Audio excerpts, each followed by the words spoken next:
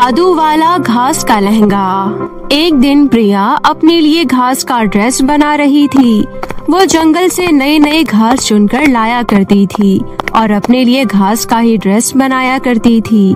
तभी एक दिन प्रिया की सास उर्मिला उससे कहती है, अरे प्रिया बहू, कब तक तू ऐसे घास वाले ड्रेस पहनती रहोगी? गली मोहल्ले के लोग मेरा मजाक उड़ाते हैं।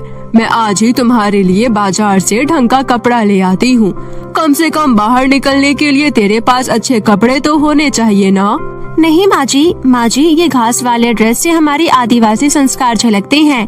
माँ जी ये तो हमारी पुरानी परंपरा है जो सदियों से चली आ रही है। माँ जी मुझे नौकरी करने के लिए कहीं बाहर जाने की जरूरत नहीं है। मैं घर बैठे भी पैसे कमा सकती हूँ। बहू, तू घर बैठे पैसे कैसे कमा लेगी? तू तो ज्यादा पढ़ी लिखी भी नहीं है। तुझे बाहर किसी के घर जाकर झाड़ू पोछा करना होगा। तभी प्रिया का पति विकास वहाँ पर आता है और अपनी माँ से कहता है, अरे माँ, आपको पता है प्रिया बहुत अच्छे कपड़ा सिलना जानती है। ये लड़के और लड़कियाँ दोनों का ड्रेस बना सकती है। माँ, मेरे लिए भी प्रिया ने कपड़े सिले थे जब मेरा जंगल में एक्सीडेंट हुआ था। विकास एक प्राइवेट इंजीनियर था और वो अपनी गर्मी की छुट्टियों में दोस्तों के साथ कुछ दिन के लिए जंगल की सैर पर गया था। वहाँ विकास का एक्सीडेंट हो गया था और वो पहाड़ों से गिरता हुआ आदिवासी बस्ती में आकर गिरा था और अपने दोस्तों से बिछड़ गया था। उसी समय प्रिया के पिता दिनेश की नजर विकास पर पड़ी और वो विकास को उठाकर अपने घर ले आए। तब प्रिया ने विकास की बहुत सेवा की और उसे जड़ी बूटी दवाइयों से ठीक कर देती है। उस हादसे में विकास के कपड़े बुरी तरीके से फट गए थे। तभी प्रिया ने विकास के लिए सिलाई मशीन पर नए कपड़े सिले थे। प्रिया दिखने में बहुत ही खूबसूरत थी। इसी वजह से विकास को प्रिया से प्यार हो जाता है और वो उसे प्रपोज कर देता है। उसके बाद दोनों की शादी हो जाती है। शादी के बाद विकास और प्रिया दोनों शहर आ जाते हैं। कुछ दिनों बाद विकास की नौकरी छूट जाती है। नौकरी छूट जाने के बाद उनके घर का हालात खराब होने लगता है। ऐसे में प्रिया और उर्मिला घर का खर्च जैसे तैसे चलाने लगे थे, लेकिन अब जमा पैसे भी खत्म हो गए थे।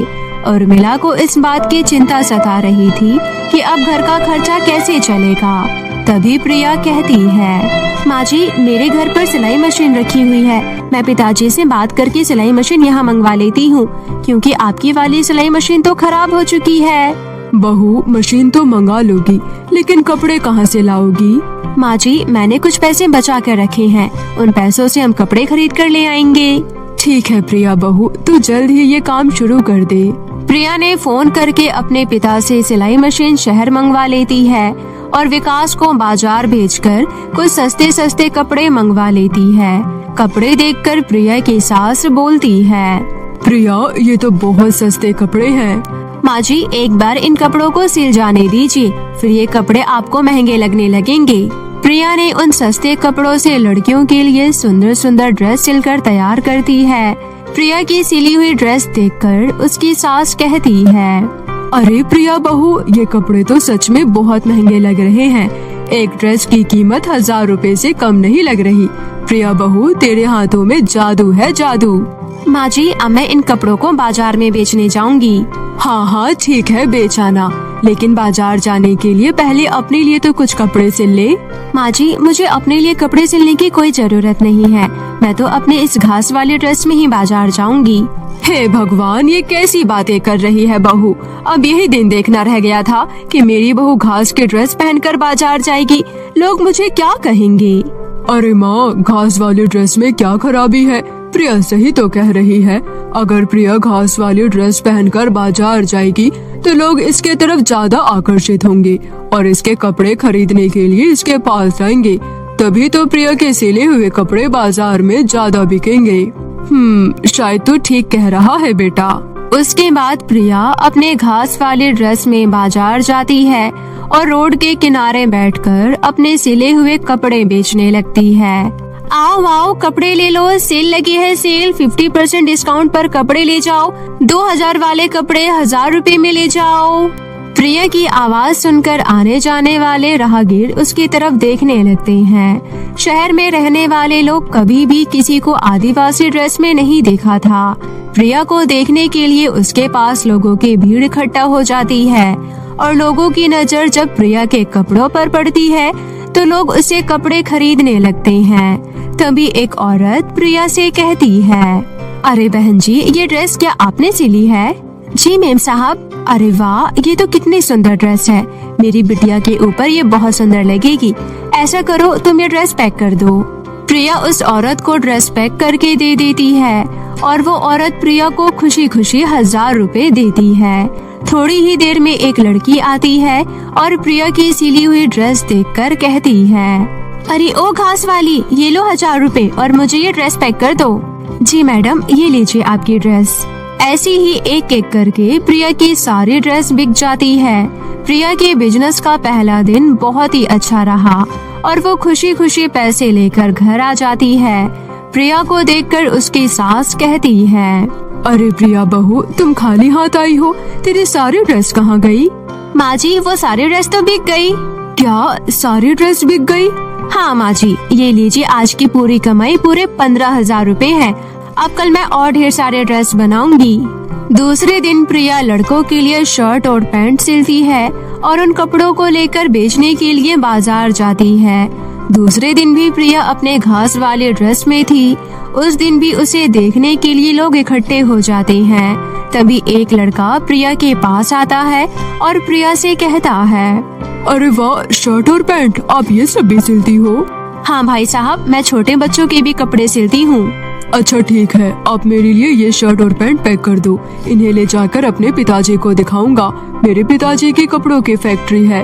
अगर उन्हें आपके सिले हुए कपड़े पसंद आ जाएंगे तो आपको उनके फैक्ट्री में काम भी मिल जाएगा। ठीक है, ये लीजिए आपके कपड़े। ये लीजिए आपके पूरे 1000 रुपए और आप मेरा कार्ड भी ले लीजिए। कल सुबह आप मेरे नंबर पर कॉल कर लेना। उस दिन भी प्रिया के सारे कपड़े फटाफट बिक जाते हैं। प्रिया पैसे लेकर घर आ जाती है। घर आकर प्रिया विकास और अपनी सास को सारी बात बताती है। प्रिया की बातें सुनकर उसकी सास कहती है, अरे वाह प्रिया बहू, तुझे तो अब शहर के लोग पहचानने लगे हैं और अब तुझे फैक्ट्री में काम भी मिल जाएगा। हाँ माँ जी, ये सब आपकी आशीर्वाद से हुआ है। प्रिया बहू, अब तो तुम अपने लिए कुछ कपड़े सिल लो। माँ जी, लोग मुझे घास वाले कपड़ों से ही पहचानने लगे हैं और मेरी इसी ड्रेस की वजह से लोग मेरे पास आते हैं और मेरे सिले हुए कपड़े खरीद कर ले जाते हैं। फिर इस घास वाले ड्रेस में क्या बुराई है? ठीक है प्रिया बहू, जैसा तुझे अच्छा लगे। दूसरे दिन प्रिया उस लड़के के दिए हुए नंबर पर फोन करती है और वो लड़का कहता है, हाँ बहन जी, मेरे पिताजी को आपकी सिली हुई ड्रेस बहुत पसंद आई है। आप मेरे पिताजी से मिलने उनके ऑफिस चली जाओ, मैं आपसे वहीं पर मिलूंगा। प्रिया उस लड़के के पिताजी से मिलने के लिए ऑफिस चली जाती है। प्रिया अपना घास वाली ड्रेस ही पहनी हुई थी। ऑफिस के सारे लोग बस प्रिया को ही देखे जा रहे थे।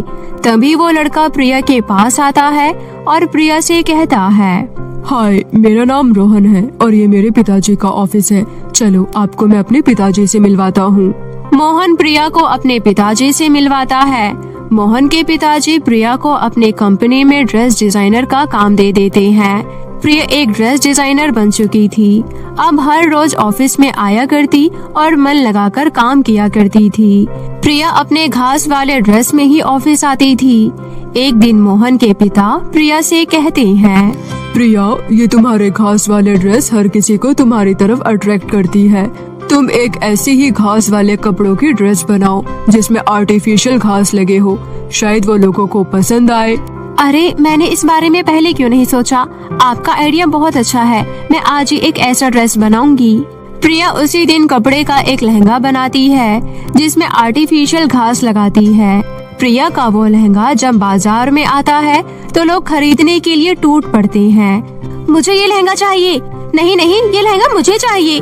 अरे नहीं नहीं, मुझे अपनी बेटी के लिए ये वाला लहंगा चाहिए। तभी दुकानदार कहता है, अरे लेकिन ये लहंगा तो एक ही पीस है, इसलिए किसी एक को ही मिलेगा।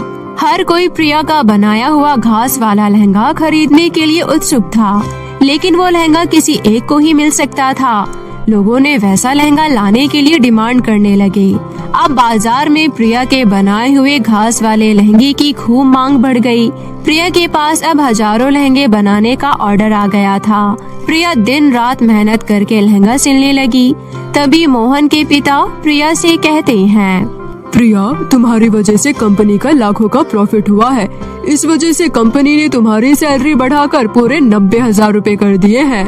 प्रिया घर आकर ये खुशखबरी अपनी सास उर्मिला और विकास को बताती है। तभी विकास प्रिया से कहता है, प्रिया, शहर में जिसे देखो तुम्हारे सिले हुए घास वाले ड्रेस पहनकर घूम रहे हैं। मैंने तो ये कभी सोचा भी नहीं था कि तुम्हारी ये ड्रेस इतनी स्टाइलिश बन जाएगी। हाँ प्रिया बहू, अब तो मुझे भी तुम्हारी ये घास वाली ड्रेस अच्छी लगने लगी है। विकास, अब तुम्हें भी मेरे कामों में मदद करनी होगी। प्रिया, लेकिन मैं तुम्हारी कैसी मदद कर सकता हूँ? मुझे तो सिलाई आती ही नहीं है। तुम्हें सिलाई करने की कोई जरूरत नहीं है। मैं सोच रही हूँ कि क्यों ना अपनी खुद की कपड़ों की फैक्ट्री खोल ले। हाँ, ये तो तुमने अच्छा सोचा है प्रिया, लेकिन इसके लिए हमें बहुत पैसों की जरूरत पड़ेगी। विकास, वो सब तो हो जाएगा। हम कंपनी के नाम पर लोन ले लेंगे और धीरे धीरे करके लोन चुका देंगे, लेकिन तुम्हें हमारी कंपनी संभालनी होगी। ठीक है प्रिया, मैं इसके लिए तैयार हूँ। दूसरे दिन प्रिया बैंक से लोन लेकर अपने काम की शुरुआत करती है और कुछ दिनों की मेहनत के बाद वो खुद का कपड़ों की फैक्ट्री खोल लेती है। अब प्रिया अपने फैक्ट्री में खुद कपड़े सिलने लगी थी। प्रिया और विकास ने खूब कड़ी मेहनत करके शहर में अपना फैक्ट्री का नाम रोशन करते हैं। प्रिया के कपड़ों का मांग अब दूसरे शहर में भी आना शुरू हो गया था। अब धीरे धीरे प्रिया की कमाई बढ़ने लगी थी और वो बैंक का लिया हुआ लोन चुका देती है। अब प्रिया का बनाया हुआ ड्रेस विदेशों में भी बिकने जाने लगे थे।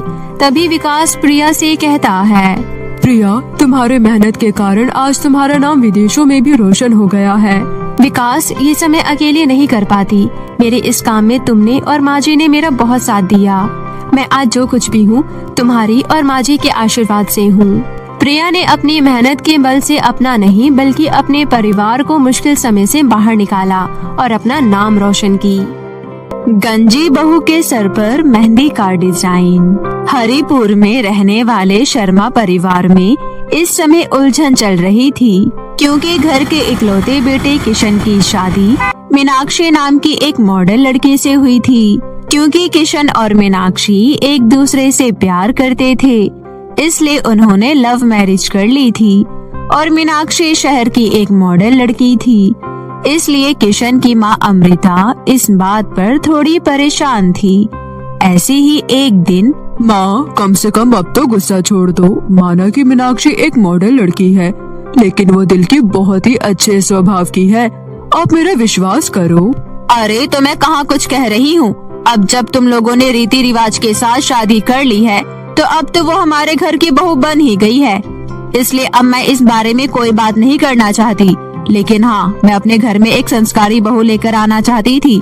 लेकिन ये तो पूरी की पूरी मॉडल लड़की है। क्या तुमने कभी इसका पहनावा देखा है? छोटी छोटी स्कर्ट और टी शर्ट पहनकर घूमती रहती है, और वहीं संस्कारी बहू होती तो बिना साड़ी और सर पर पल्लू लिए नहीं घूमती। उसी समय किशन के पिता महेश कहते हैं, अमृता, माना कि हमारी बहू मॉडर्न है, लेकिन मेरा यकीन करो, मैं उससे बात कर चुका हूँ। बहुत ही अच्छा स्वभाव है मीनाक्षी का, और अभी थोड़ी देर पहले ही तो उसने सबके लिए इतना स्वादिष्ट हलवा बनाया था, पर तुमने खाया ही नहीं। अब कम से कम एक बार खा कर तो देखो, बहू को बहुत अच्छा लगेगा।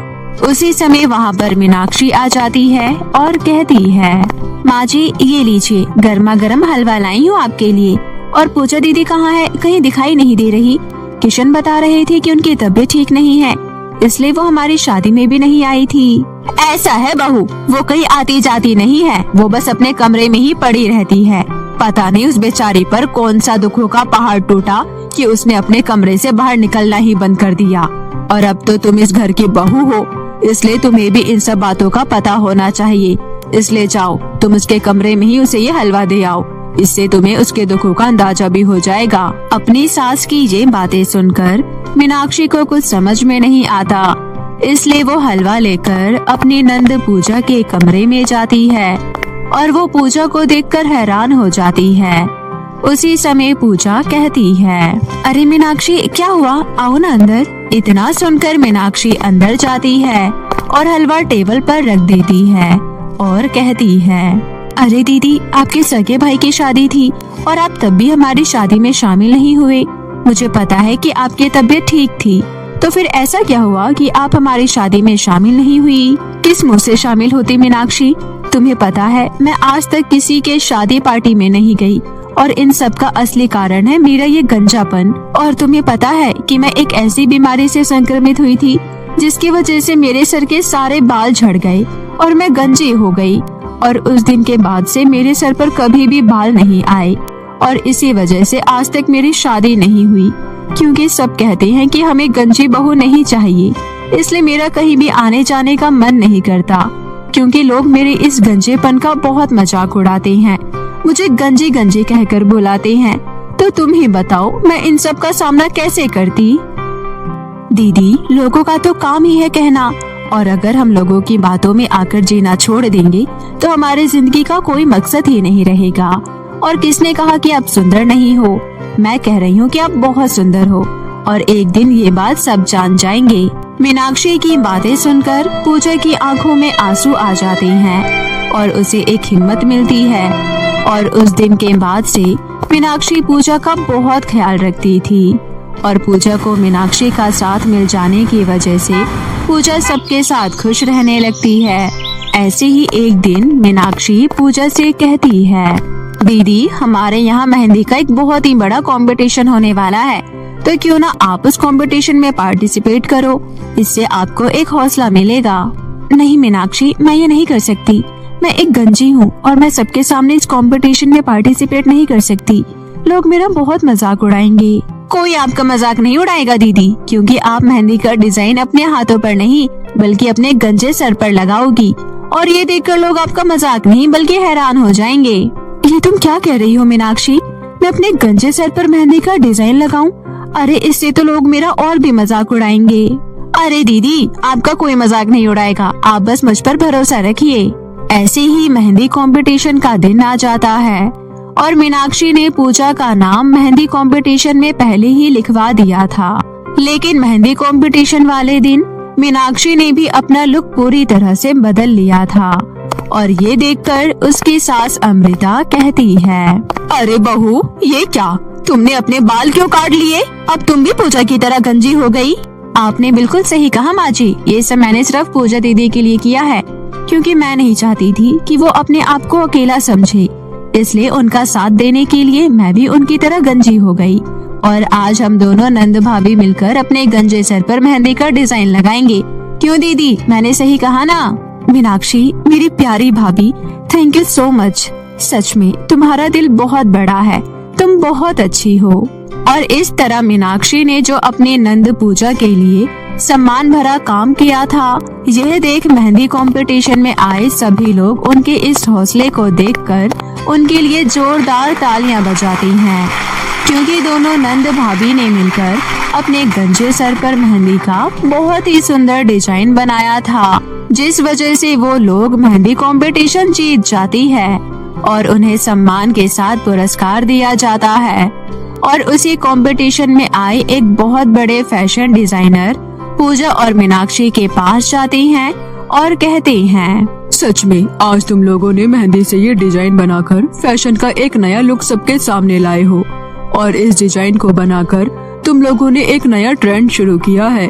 इसलिए मैं आप दोनों नंद भाभी की पिक्चर अपने मैगजीन के फ्रंट पेज पर लगाना चाहता हूँ। तो क्या आप दोनों हमारे कंपनी की नई मॉडल बनने के लिए तैयार हैं? जी जरूर, हम दोनों इसके लिए बिल्कुल तैयार हैं। और दीदी, अब पंख लगाकर अपने सपनों को छूने का समय आ गया है, इसलिए अब आप तैयार हो जाइए आसमान की चोटी को छूने के लिए। और thank you so much sir, जो आपने हम लोगों को इस लायक समझा। और इस तरह अपने नंद पूजा के लिए मीनाक्षी ने अपने आप को गंजी बना लिया और ये हर किसी के बस की बात नहीं होती, क्योंकि अपने इस एक फैसले की वजह से उसने पूजा के मन में जो हौसले की किरण भरी थी वो काबिले तारीफ थी।